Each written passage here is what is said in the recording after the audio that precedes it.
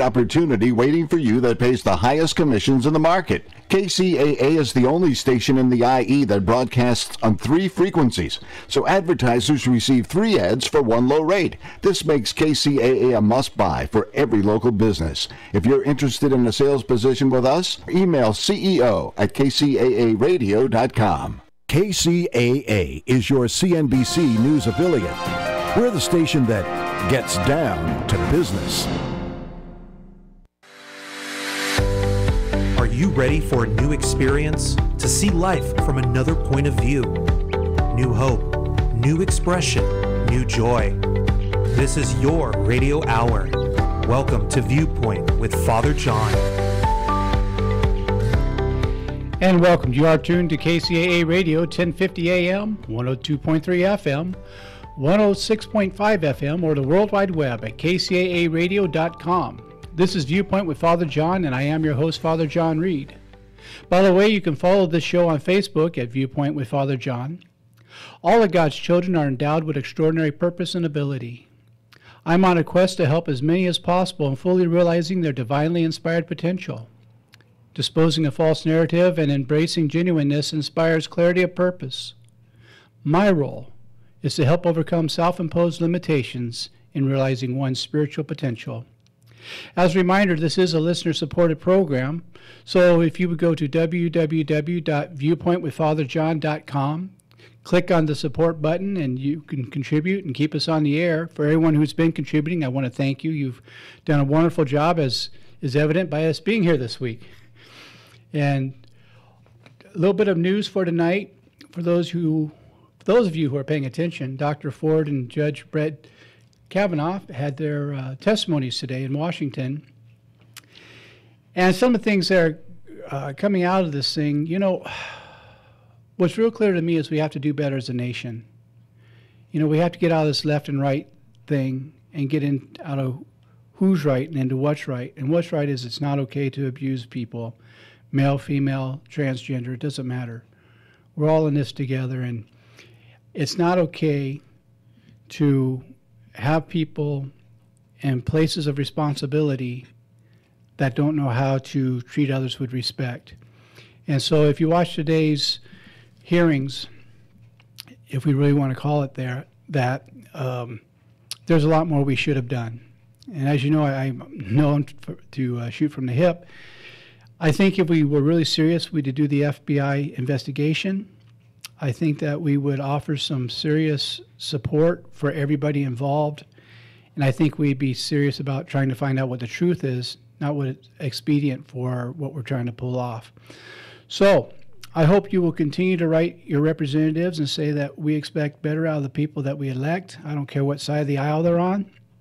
And that you stand up for people being treated well and not having to be re-victimized when they have the courage to step forward and say that this happened to them. And I will say, my observation in watching today, I found Dr. Ford to be very credible, very genuine, and my heart goes out to her.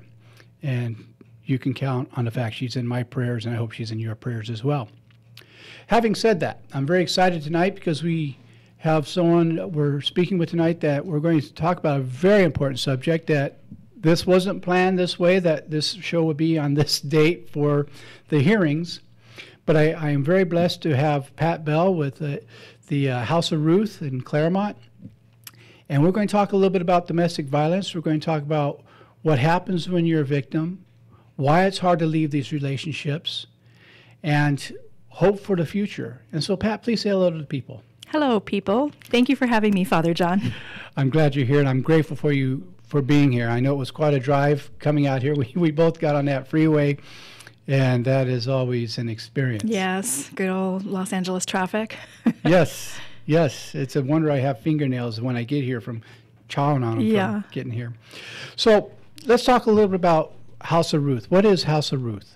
House of Ruth is a domestic violence agency that provides comprehensive services to people that are suffering from intimate partner abuse. We serve women, men, and children. And we've been in business for 41 years. I'd love to be able to sit here and say that we're no longer in business because there is no more domestic violence, but unfortunately I can't say that. But, we offer emergency shelter, counseling, case management services, crisis counseling, all the things that people really don't know is available to them. Sure. We can provide it. That's a wonderful thing to have. And I think domestic violence is so misunderstood in our society. It's not one of those things where you wake up one day and say, this relationship is just not working out. I think I'm going to go to House of Ruth. The psychological things that happen to people who are being abused and the loss of the self-identity can be devastating. We were talking at dinner a little bit about Stockholm Syndrome, which a lot of people don't understand, where you are really stuck in a situation. You don't know you can leave. And you come to side with your captor out of survival, not so much out of love, but out of survival. And many times the victim will protect the abuser when the police come because they've had to do that to survive. Can you talk about that a little bit? Yeah, there's in our business we call it the cycle of violence, and it starts with tension building stage. Every relationship has arguments and disagreements, and in abusive relationships you start to feel like you're walking around on eggshells, and you go through that tension building cycle, and then that will escalate into an explosive incident. Right. It could be physical abuse. It could be an explosive, emotionally abusive argument. Domestic violence doesn't always have to be physical. Right. But then the cycle backs around to what we call the honeymoon phase. And the honeymoon phase is when the abuser or the perpetrator comes forward and apologizes and professes to change and, please don't leave. I promise I'll change. I'll do whatever you want me to do. I'll get the counseling, whatever. And then time goes by and the cycle repeats itself. Now, I will admit I'm kind of a hard nose. And what I mean by that, I never believe it's God's will for someone to be abused. And I'm one of the few priests, and my listeners have heard me say it many times, that say the moment they raise a hand to you, get out, because it never gets better. At least that's been my experience. And if you've seen different, please educate me. My experience has been oftentimes the abuser can come off very charming and be very kind for a while, and you don't know these issues are there until you're already in the quicksand. Yeah. And that's extremely common. You fall in love with someone and get married, and the abuse doesn't really surface until well into the relationship. And, a lot of the character traits that abusers hold, manipulation is huge.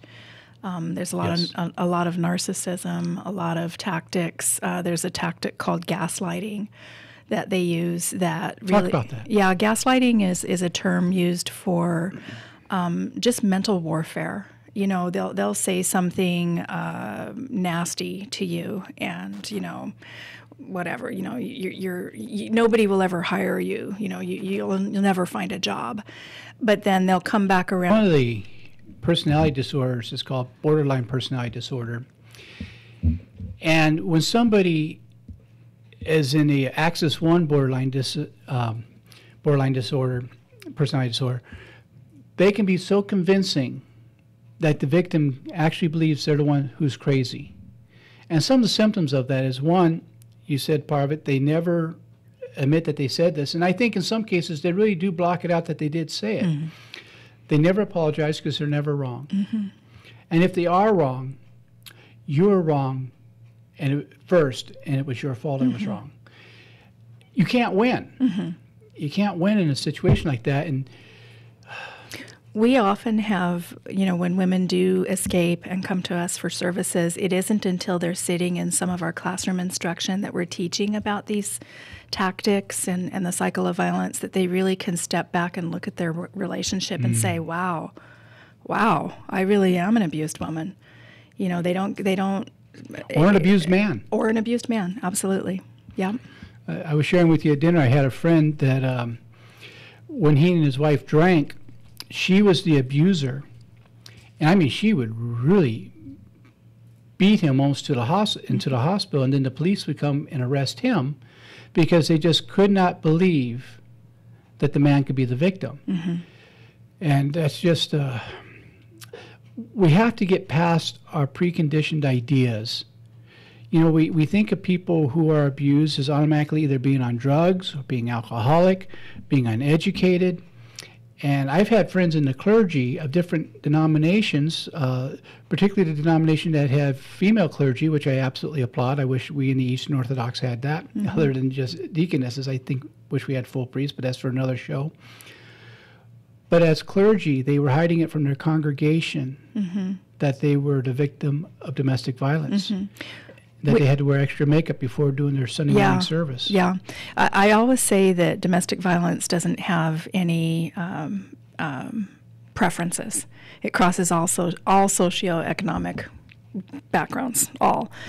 And we have had numerous people come to us for services asking us to be extremely discreet because their abuser is a very well-known pastor in the community. Yes. And it's hard for them to make that break because they know how well their congregation knows them. Yes. And it's very, very difficult for them to escape. And in that situation, and I don't mean to tear up when I say this, but it really hurts me deeply, oftentimes the congregation turns on the victim. How can you talk about our dear pastor that way? And so now not only are they alone in this at home, but they can't even go to someone they trust in the congregation. Now, it's not that way in every congregation, but in some cases I've seen that. And, you know, when you're going through what I call Jesus school, you know, seminary, you learn how to do homilies, you learn how to look good up there at the lectern, but they don't teach you how to be a decent human being. And that may sound harsh, but it's true. And a lot of people who are abusers are wounded people too. Sure. But not all of them are. Some are just, some people are just mean. And I know not everybody likes to hear that.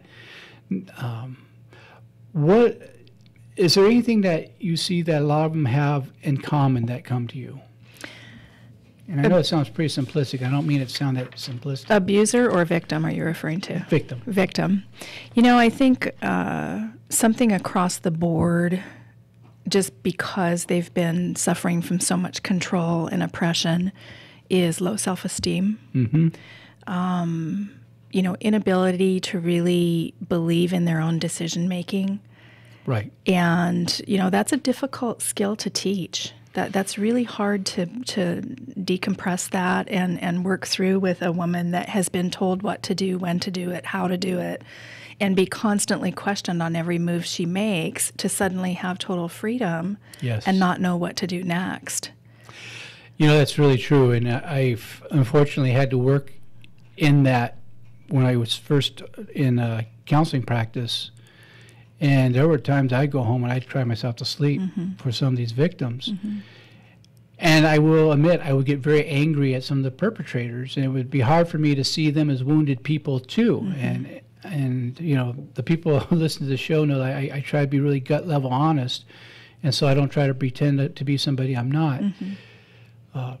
But I've seen very few situations that were authentically remorseful. I've seen them situationally remorseful.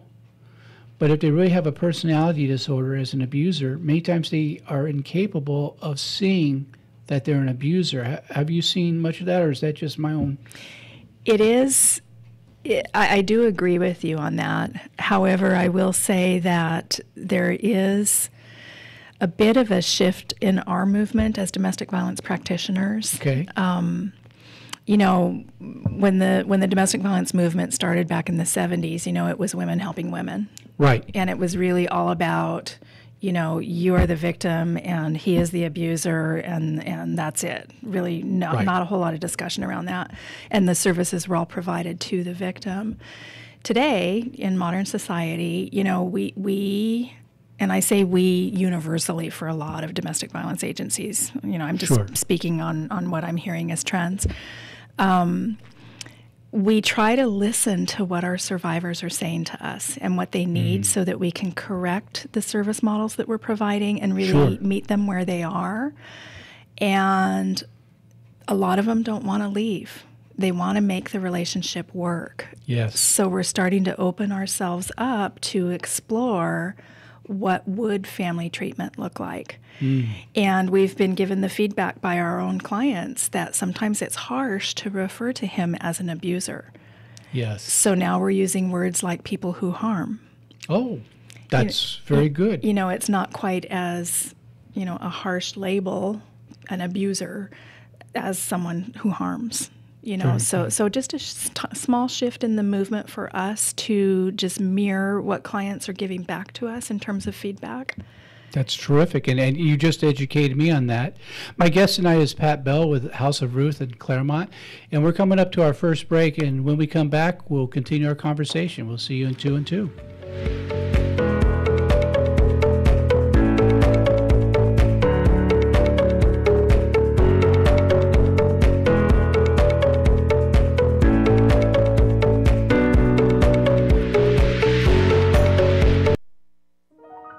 The loss of a loved one is one of the most challenging experiences in a person's life. It's hard to know where to turn to make your loved one's final arrangements. Jesse Ruiz at Personal Funeral Planning in Ontario will treat you and your loved one with the respect you deserve. Jesse served in the Marine Corps in Desert Storm and understands what it takes to provide loyal, personalized, and empathetic service to those who need it most. The families of Michael Jackson, Brittany Murphy, Ed McMahon, and many others have trusted Jesse to provide them with the highest level of service and support. To work with Jesse, call 909-762-4027, 909-762-4027, or visit their website, www.4pfp.org. www.4pfp as in personalfuneralplanning.org.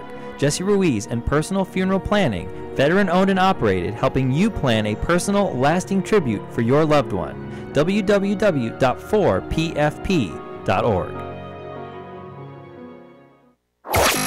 Idina Menzel and Kristen Chenoweth are reuniting. This is your entertainment wrap-up for NBC News Radio. I'm Andrew Caravella. Now, you won't have to wait until the spring of 2019 for a special musical event on NBC. According to Deadline, the network will be airing a Wicked concert next month in honor of the show's 15-year anniversary on Broadway. It will also reunite the production's original cast members, Idina Menzel and Kristen Chenoweth, who portrayed Elphaba and Glinda. Unlike previous musical events on NBC, a very Wicked Halloween will be pre-taped at the Marquise Theater in Manhattan. Other special guests include Ariana Grande, Pentatonix, and the current cast of Wicked on Broadway. And fun fact, it will be produced by the show's original team. Now, in other news, Shia LaBeouf and his wife Mia Goth are ending their marriage. According to CNN, a representative for the Transformers actor confirmed that LaBeouf, who's now 32, and Goth, 24, have filed for divorce. According to Shia LaBeouf's representative, the separation is amicable, and all details pertaining to the divorce proceedings will remain private. LaBeouf and Goth were married in October 2016 in a ceremony that was live-streamed. And just added to the wrap-up, so we have been following the DC universe very closely. As it appears the movie franchise is in turmoil. No one knows for sure if Henry Cavill is going to stay with the franchise or not, and Ben Affleck, who portrays the world's greatest detective, aka Batman, has been MIA as he has been in rehab. That was until Affleck was just spotted after 30 days in rehab on the Warner Brothers lot, walking into their offices with a script in hand. No word yet on if the meeting was related to the DC franchise. This is your entertainment wrap-up for NBC News Radio. I'm Andrew Caravella.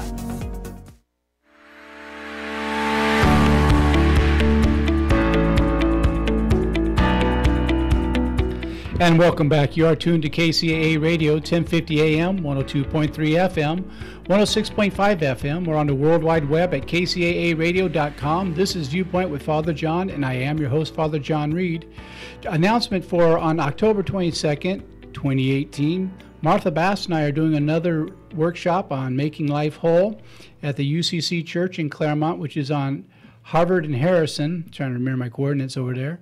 It's $35 for this 4-hour workshop, which includes lunch. Not just lunch, lunch by Gabby. And if anyone who's been to the workshop, you know she puts on a really good spread. Ain't nobody losing weight on this workshop. And so come join us. You can get in touch with us through our Facebook page at Viewpoint with Father John, or the website at www.viewpointwithfatherjohn.com. And while you're there, hit the support button and you could help support the show. Again, my guest tonight is Pat Bell with House of Ruth. And we're going to talk just a minute about, she mentioned during the first segment about some classes that they do where sometimes people are being abused are able to identify. What are these classes you're referring to? We offer a couple of different series of classes. I think our most basic class is called Domestic Violence 101, or DV 101 for short. And it's a 10-week series that we utilize with our clients that really works through, first and foremost, what is abuse, so they can understand really what's happening, because abuse, as most people think, is physical hitting. Not necessarily. There are many facets to abuse. You could be financially abused. Well, talk about that for a minute. Yeah, financial abuse is, someone that is exerting well, let me just say, abuse in general is an underlying symptom of power and control. Okay. An abuser exerts power and control over everything. With finances, power and control over finances. No access to a bank account, no access to credit cards, preventing someone from working by calling them at work, constant stalking phone calls so that they get terminated from work and now they're isolated at home. These are all methods of financial abuse that keep someone trapped in a relationship. I know somebody in my current world who was in a marriage before who their husband didn't want them to work, wanted to stay at home, wanted to keep them without any skills, so that she would be completely dependent upon him. To me, that's a huge red flag, because Sure. that screams of isolation, and one of the primary things that an abuser would want is to keep their victim isolated so that they can't talk to colleagues, family, friends, and they're not able to really get out and network in society. Well, I work with a lot of people who are survivors of abuse from growing up in an alcoholic or addictive home. The 3 rules of survival are don't trust, don't talk, don't feel. And I think Claudia Black talked a great deal about that in some of her books.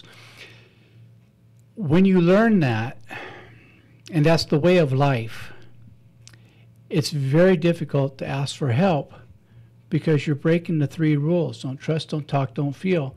And there's a huge price to pay for being disloyal in that situation. Would that be an accurate statement? Absolutely. There is such a deep fear. When you asked me earlier about what are some of the characteristics that we see when they come to us for services, Yes. in addition to low self-esteem is fear. Fear that they're going to be found, fear that he's going to kill them because he threatens to kill them all the time, fear that he will remove the children, fear that he'll call ICE and have them deported. All kinds of fears exist. Or to their family members. Yeah. Because the whole family becomes a hostage whether they know it or not. And they may not even know that they're part of the hostage situation, but sometimes I've seen where the victim stays there to protect their family, and the family doesn't know that anything's wrong because they can't communicate. Right. They're in trouble. Right. Because if they do, again, what's the term you use now? You said you don't call them the abuser anymore. People who harm. People who harm. Person who harms. Well, it's going to take me time to learn that. Yeah. I think it's a very wise term. Us too. And, so, see, even we old Irish guys can still learn a little bit. Yeah, exactly. Exactly. There's still a little bit of red in the beer, and that's where Right. my memory is. So, not much of it. Nick's laughing at me through the glass there. Hey, be the board operator. Don't critique the host, okay? And his beard with just a little bit of red left in it. So. Some of the other classes that we specialize in, we partner with another agency to teach parenting classes. Oh, good. And it's interesting because if you think about, someone that's a victim that has been controlled, they lose their parenting skills. And the kids are growing up now listening only to dad, the abuser, right? So they don't really have a level of, mom doesn't have a level of authority.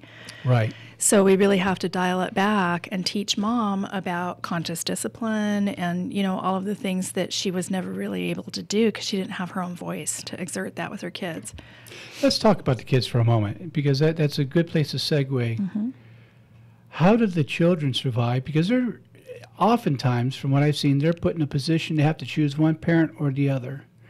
Either you love one or you love the other, or you're loyal to one or you're loyal to the other. What do you do to help them survive? I think in true abusive situations, the child, you know, the mother tries her best to hide it. Right.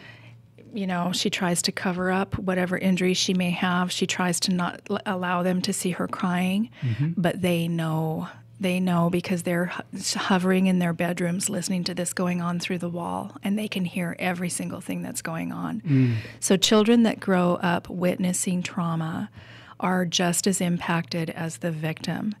Primarily psychological impact. Yeah. They'll suffer from anxiety, depression, fear.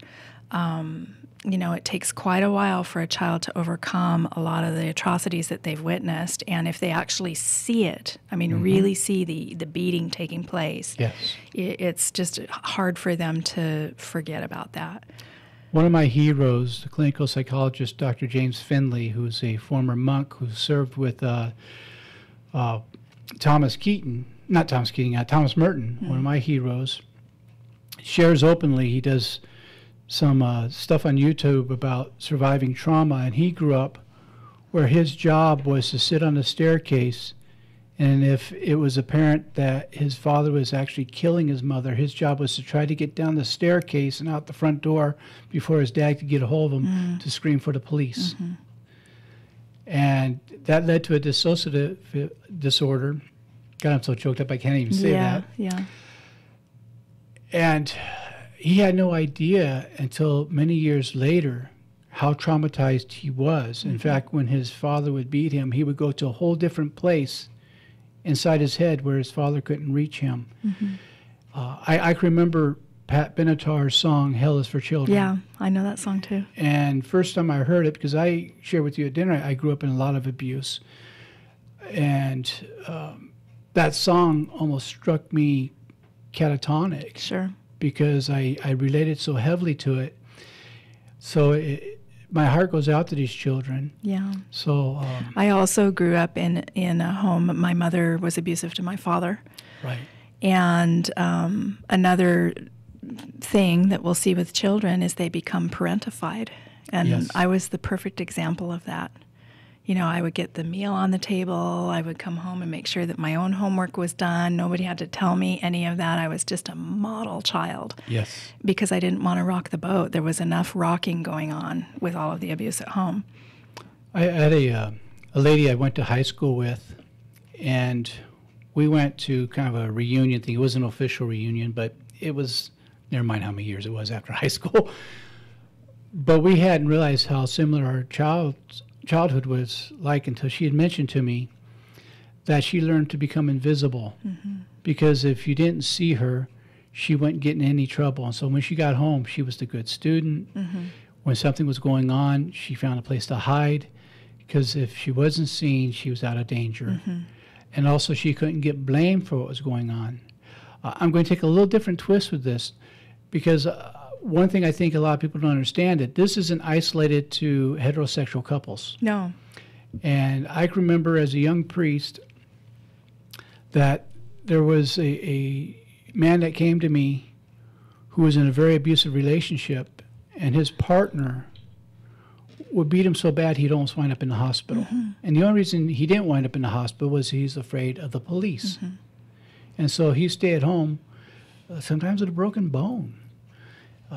And I couldn't believe the devastation, and yet his partner was somebody that people thought was just a real hero of the community. Nobody had any idea the monster he'd become. And I know that's not a politically correct term, but I know no other way to put it with the way he was just beating this guy. And this guy was doing everything. He was scrubbed the floors with a toothbrush. He did everything he could. And he believed that it was his fault it was happening. Yeah. And yeah. Abuse, you know, when I said earlier that it can happen to anyone, same-sex partners, it's very common. There's a lot of transgender abuse out there right now. yeah. You know, so every person, every demographic you can imagine, you know, there are no barriers at all. And the church hasn't been the most helpful. I'm going to be real open about that. And my listeners have heard me say that before, that, you know, it's really bad advice to say you just need to work harder on your marriage. And I think sometimes in the area of clergy, some of these pleas for help fall on deaf ears. And this is going to anger some of my Roman Catholic brothers and sisters. But I think, and this is my opinion, and you're welcome to disagree with me, but know why you disagree. When you've never been in a relationship, you've never been married, I think there can be certain blind spots. There can be blind spots when you've been married. Mm-hmm. But when you've not been in that type of relationship, I think it's hard to hear everything that someone might be telling you, because you can't learn a territory by reading a map. I think you have to have that interaction. And so the church has given some really bad ideas, that no divorce no matter what. Mm-hmm. And as I said earlier, I'm one of the priests that tell them, look, it's not God's will for you to be abused. Get out. Mm-hmm. Get out. Yeah. It's not going to get better. Yeah. That's actually one of the primary reasons, one of the many primary reasons why a person doesn't leave, is because of their religious beliefs and what they're being told. And they think they're doing something against God. Yeah. If you're listening to this program, I want to say this emphatically. It's never God's will for you to be abused. It is God's will for you to get out and be safe and to learn to be happy, joyous, and free. That's why God created us. So if you're being abused and you're listening to this program, I can't say it strong enough. Get help. Don't do this alone. You know, House of Ruth is one resource. Veronica's house is another resource. Mm-hmm. Over here in San Bernardino. For anyone in the United States, there's a national domestic violence hotline. And what is that? Oh, I knew you were going to ask me that. I'll have to look that up on the next break and get back to you on that one. I can tell you House of Ruth's hotline. Okay, let's do that. House of Ruth's hotline is 877-988-5559. And ladies and gentlemen, I will post that on our show website at www.viewpointwithfatherjohn.com, because I will get both numbers from Pat, because they're important numbers to have. You didn't fail because you had to get help. You succeeded because you did get help. I beg you, with as much concern as one human being can have for another, get help. Get out of that abuse. There's nothing worth it. And if you have children, one of the best things you can do, and I'm sure I shouldn't put words in your mouth, but I'm sure you agree, Pat, mm-hmm. is get out there with the kids. Yeah. There are resources. Back when I was a child, we didn't have these resources. We do now. It bothers me greatly that we had a humane society for the animals before we had something for children. That's actually a statistic that we use when we present out in the communities. There are more animal shelters than there are domestic violence shelters in this country. I think that's kind of a scary statistic. Yeah. Yeah. But it's something we can work on and do something about. But to do something about it, to solve a problem, it first helps to know what the problem is. Yeah. And so if we can identify some of these problems, we can start identifying some solutions to them. And that's what tonight's show is about, to know how to identify this is a problem. If you know somebody who's going through it, speak up. Yeah. Because many friends think they're going to make it worse. And really what's happening, and correct me if I'm wrong, if I'm giving bad advice here, but often what I've seen is it makes the person feel more alone that nobody says anything. Yeah. I would challenge men out there. We're doing quite a bit of work with men in the community because, you know, males are often the abusers. And in order to really get ahead of this problem, right, men need to call each other on their own behavior. Yes. They need to stand up and call it. If they are witnessing a man talking trash to his wife, say something to him. Pull him aside and say something to him. And, when we start to change some societal beliefs that men are not allowed to get away with this kind of thing, then you'll start to see some change. And some of it's cultural, and I'm going to say something that's going to bother some of the listeners, but I'm basing this on fact, not opinion. There are certain cultures where it's acceptable to be abusive. I'm going to give one, the Korean culture. And one of the problems that I learned about a few years ago is that in Korea, it's perfectly acceptable for a man to slap his wife and to slap the children around because they weren't in line. And here, the Department of Family Services has had to do a lot of work and education explaining to some of these men, you can't do that here. Right. And they would say, it's okay, it's not against the law. They say, here it is against the law. Right. And so part of it's culture. And I'm not trying to call them bad, it's just a whole different cultural difference. Yeah, I have a quick comment on that. Yes. I had an opportunity to attend an event with a group of beautiful Sri Lankan people a couple weekends ago. And, it was a domestic violence message. And an older woman came up to me and said to me, your message is so important.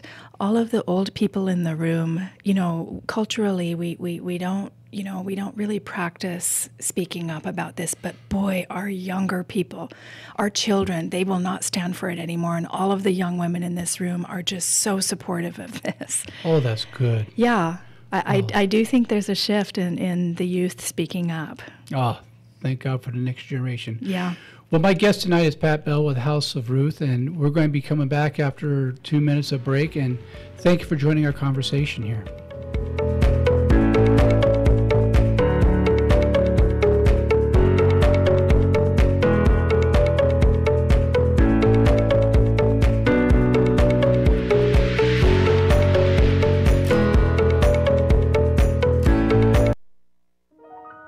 The loss of a loved one is one of the most challenging experiences in a person's life. It's hard to know where to turn to make your loved one's final arrangements.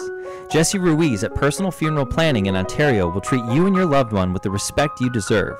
Jesse served in the Marine Corps in Desert Storm and understands what it takes to provide loyal, personalized, and empathetic service to those who need it most. The families of Michael Jackson, Brittany Murphy, Ed McMahon, and many others have trusted Jesse to provide them with the highest level of service and support. To work with Jesse, call 909-762-4027, 909-762-4027, or visit their website, www.4pfp.org.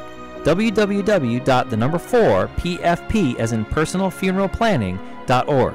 Jesse Ruiz and Personal Funeral Planning, veteran-owned and operated, helping you plan a personal, lasting tribute for your loved one. www.4pfp.org. Hey, this is Andrew Caravella with an update on your community calendar for KCAA Radio. In the city of Yucaipa, the Autumn Festival is fast approaching. October 12th and 13th, come out and see all the festivities going on. Food and merchandise vendors to live music, fun competitions to a kids zone. Events are set up to take place in historic Uptown Yucaipa, and more info can be found at yucaipa.org or 909-790-7460. That's 909-790-7460. The 2018 Yucaipa Autumn Festival, October 12th and 13th in historic Uptown Yucaipa. And that's going to be a look at your community calendar right here on KCAA Radio. I'm Andrew Caravella.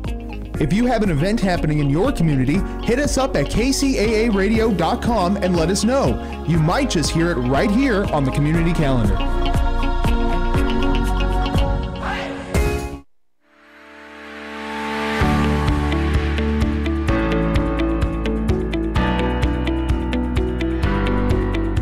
And welcome back. You are tuned to KCAA Radio, 1050 AM, 102.3 FM, 106.5 FM, or on the World Wide Web at kcaaradio.com. This is Viewpoint with Father John, and I am your host, Father John Reed. And a reminder, this is a listener-supported program. So if you'd be so kind and so generous to go to www.viewpointwithfatherjohn.com, go to the support button, click it, and whatever you can contribute really helps. It keeps us on the air so you can hear my charming voice every week. I promise I won't even sing to you. Just donate. Otherwise, I might sing to you. Anyhow, my guest tonight is Pat Bell with House of Ruth, and during the break, she made good on her word. So the phone number for the national hotline for domestic violence is 1-800-799-7233. Again, that's 1-800-799-7233. And you shared something with me that I didn't know, but let me back up real quick. For House of Ruth, their hotline is 877-988-5559. And both these numbers will be on the show website by tomorrow. And you shared something with me that I was not aware of, and that is there's a chat feature on the national hotline. Could you explain that a little bit? Yes. There's two comments I'd like to make. One, both of these hotlines are 24-hour crisis hotlines. So if you're experiencing something that's an urgent crisis and you need help at 2 o'clock in the morning, you can call either of these numbers. The national hotline is for those that are located out of the Southern California region. Okay. People within the Southern California region can certainly call our House of Ruth hotline. But the chat function on the national hotline is available for, someone that maybe their abuser is asleep in the next bedroom. And they don't want to get on the phone because they don't want him to wake up to hear her on the phone. So she can get on her cell phone and just chat and have emergency crisis support via this chat. Now, when you said it, does that mean that they would text in? Yeah, How does that work? Okay, forget my ignorance. Yeah, it's like an open instant message function. Okay. Back and forth. You would be talking with a domestic violence advocate, and you can describe the situation, and they can advise you on how to get immediate help or how to reach out to your local domestic violence agency for help. Now, I'm going to say something that's going to sound like I'm joking, and I want to be real clear. I'm not being... Sometimes when you're under that much stress, it's hard to spell things. Mm-hmm. And so you're not going to be judged on spelling. They're not going to try to figure out if you're worthy of help or not, or what your intelligence level is. As someone who's gone through very stressful situations, and I happen to be dyslexic, and that doesn't help, but these people are really good at deciphering, and if they don't understand what you're saying, they'll let you know they don't understand. They're not judging you. They're there to help you. So Sure. Please don't let the fear of their grading spelling, they're not doing that. They truly want to help you. These are people who have dedicated their life. They're not doing a job. They're doing a real service that they're behind 1,000%. I've met some of these people, and I couldn't be more impressed with a group of people. My first experience with House of Ruth was almost 30 years ago. I can't believe I'm this old now. And when I first learned about them, and it wasn't that old then. I mean, maybe 10, 12 years old at the time. I was so impressed, and I realized how much I didn't know. Now, I was a guy who was a know-it-all in college, I'm working towards a doctorate and all this stuff, and I discovered it is one of the least known issue. And to this day, that hasn't changed a whole lot. Yeah. Because we have a fixed idea in our mind what it's supposed to look like. And when it doesn't look like that, we have the same problem with addiction. What does a drug addict look like? What does an alcoholic look like? And I've worked in the field of addiction for so many years that I've learned it could look like you, it could look like me, could look like anybody. I've known people from politicians to people who are very high up in the church to people who were homeless, all had addiction. Yeah. And it's not a respecter of individual. And I say that to make this point. It's the same with the victim of domestic violence. You can't just look at somebody and tell how things are in their home, because they learn how to be a chameleon, from what I understand, and to fit into any situation so nobody knows, because they're trained to have to do that. Yeah, that you're bringing up an excellent point. When we're talking again about the character traits that we see with victims that come in, the third one that I'll cite for you, shame, deep shame. They are so embarrassed to talk about this, to bring this forth, because they feel that people will view them with judgment of being weak and not able to escape. And, when people ask me, what are the warning signs? How can I spot it? I would say just pay attention to, just the slightest things. If you're not hearing from your sister, and she usually calls you at least once every other week, and suddenly she goes MIA and you don't hear from her anymore, that's a warning sign. You got to check on her and see what's going on. Good point. Because the isolation's taking place, What about injuries that don't make any sense? Abusers can be very smart. We talked a little bit earlier about how they're manipulative. Yes. They're also very smart.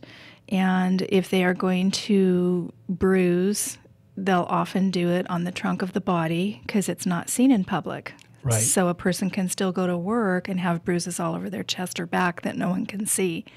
Right. And I hate to say it, there's a lot of people in law enforcement that know where to leave marks and not leave marks. I hate to say that. It's and I'm not saying that all police officers are abusers. They're not, but there are some that are. Yeah. And when they have that extra knowledge, I've known people in martial arts who knew how to do things and not leave marks. Yeah. But that would leave devastating damage Injury. to the body. Yes. Yeah. And if someone is continuously falling down, that's a sign there might be something wrong. Please ask the question. Yeah. Take them aside. Don't do it in front of the possible harmer, but take them aside. Ask them, and then ask them again. Yeah. You bring something to mind when you talk about someone falling down often. I have to just give a shout out to Kaiser. Okay. Kaiser incorporates into every visit with their physicians 3 questions. And what are they? Do you feel safe at home? Good question. Is anyone at home hurting you or abusing you? And do you feel, I can't remember exactly what the third one is, but they're all related around pinpointing with their patient in front of them. Do you need help today? One of the ones I sometimes ask is, are you afraid to go home? And I don't know if that falls within that. But Absolutely. I sometimes see it when I'm doing workshops or seminars, and I'll see how some people respond to different things I say, their emotional response. And that sometimes can be a clue. And sometimes they may not be the victim, but they might be the witness of a victim. And they may know something and they don't know how to ask for help for what they're seeing. Right. So, whenever I'm out speaking publicly to crowds, the statistics alone are just shocking. 1 in 4 women. 1 in 4. 1 in 4. So if you're speaking to an audience of 100 people, every 4th chair is going to have something going on. And if it's not you directly, it's certainly someone you know. It's your mother, your sister, your daughter, your niece, your nephew, whomever. 1 in 7 teens. No, excuse me, I got that backwards. 1 in 7 men are abused. Wow. And 1 in 3 teens are experiencing teen dating violence. I'm in shock from that because I didn't know that statistic, and I'm glad you shared that. And for those of you listening who may be being abused, I want to give you a 3C concept. You didn't cause it, you can't control it, you can't cure it. Get help. Get help. And there is never a legitimate excuse for abuse. I don't care how charming the person can be. I had someone who used to say, but when he's good to me, he's very good to me. Not acceptable. You're worth more than that. And if you don't believe it, believe that I believe it, because I really do. That's profound, Father. Well, you can tell it touches me deeply. Yes, it does. Because when you see people hurt, particularly the children, and they don't know where to turn, and I'm always embarrassed that my own organization has been so much a part of the problem, not the solution. Sure. So it hits me deep. And we Irish are emotional people. We cry at the grand opening of a supermarket, But it touches me deep, and that's why I'm extremely grateful for you being here tonight. Poor Gabby all week has been having to listen to me saying that this is probably the most important show I've ever done. And I mean that, because I've just seen too much as a priest and as a counselor. And when I do retreats, sometimes I get people come up to me. I do one-on-one counseling things, 15-minute sessions where people can come and talk about what they need to get off their chest during the retreat. And I can't tell you how many times I've had people come to me and then just drop that huge bomb. Yeah. How do I get help? And what am I doing wrong that's causing this? And that's the one that tears my heart out. Sure.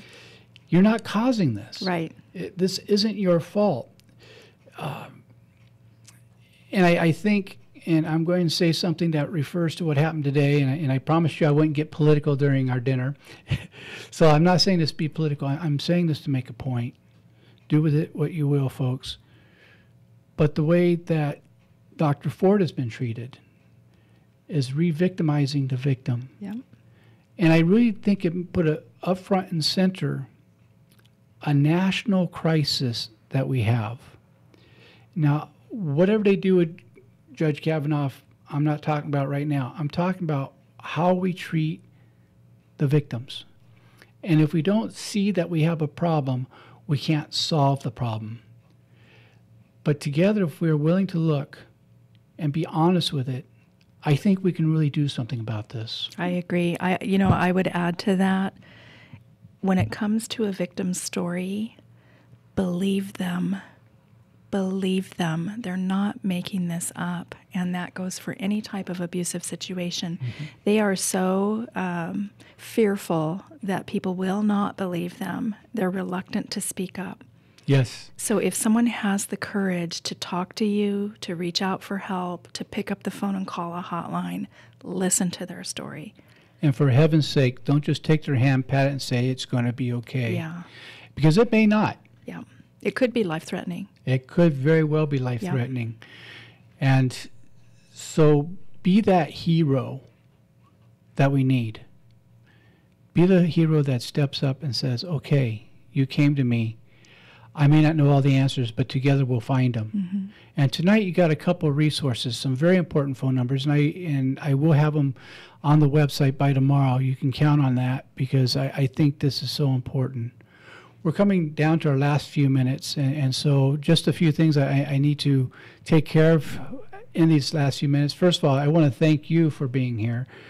This has been Pat Bell with House of Ruth, and I was really honored when you answered my calls to come be on here, because I have such deep respect for House of Ruth, and that's why you were the organization I called when I wanted to get a reputable organization to talk about this. So I thank you for that. Thank you. You've been a great guest. I want to thank Nick, our board operator, who's been doing a great job over there, and he's given me lessons on how to comb my hair right. And if you ever saw Nick, you know how funny that is. He's bald. And I gave him a comb for Christmas because I knew he'd never part with it. And then I want to thank Gabby for making sure that we got here clean and fed, and she made sure I did comb my hair and I washed my face so I can do a clean show. And before we go, if I can just plug 3 things coming up this month, Father? Absolutely. Yeah. October is Domestic Violence Awareness Month, so I would encourage everyone to please wear a purple ribbon on your shirt to lift up domestic violence. Purple is our color. We have 3 big events coming up to celebrate October Domestic Violence Awareness Month. First is a Purple Purse Challenge. You can find information about that on our website at houseofruthinc.org. houseofruthinc.org. And it's actually a fundraising contest that we're running, competing against 123 other domestic violence agencies. Wow. And whoever raises the most money wins a $100,000 grand prize from the Allstate Foundation. I'm rather fond of the Claremont location, so those of you who really say you love me, please get involved with this. Yeah. The next thing is we're having an event called Run for Ruth, and that's taking place October 9th through the 13th. It's a 72-hour extreme run walk throughout cities in Southern California. And you can find out more information on our website about that as well. And then finally, we're having a candlelight vigil on October 25th to lift up those that have survived and escaped, and also honor those that have lost their lives this year at the hand of their abuser. I would like to ask a personal favor that you keep me informed about that, because I would like to lend my support. We would love to have you come out and say a prayer if you would like to do that. I would be so honored. I would. Great. Well, you spent another hour with Viewpoint with Father John. I thank you for letting me come visit you in your home through your listening device. If no one told you this week that they love you, let me be the first. And I look forward to being with you next week. God bless.